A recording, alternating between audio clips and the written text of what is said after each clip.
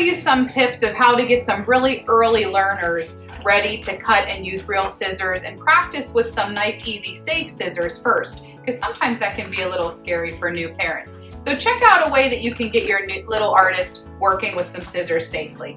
So we are going to show you how you can start practicing with a 5-year-old, but you can even practice way before then. Even as young as 3, you can have kids start working with scissors. So we're gonna work with these scissors that are very nice and safe. They are Play-Doh scissors. Yes, they will still cut paper, but they're much safer because they're not a sharp metal. And we're going to be cutting our either Play-Doh you can use with this. I really recommend and love this air dry clay. We carry it at CURIO. It's a little cleaner, it sticks together really nicely, and it doesn't kind of leave that crumbly pickup that you normally have to do with Play-Doh. So we're gonna roll out a coil or this little snake so that our scissors can cut through it.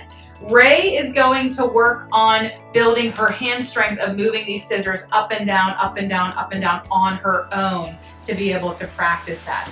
Ray, can you cut your Play-Doh or your Model Magic or your air dry clay with those scissors to show our friends how they can start? Good, that's awesome. Yeah, we're just learning how to cut nice big sections. It doesn't have to be perfect, just learning that up and down motion and making it a little bit stronger and building their hand strength is great.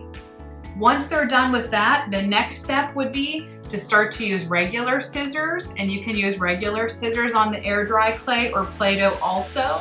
And then after that, you can start to move to kids using and cutting strips of paper too.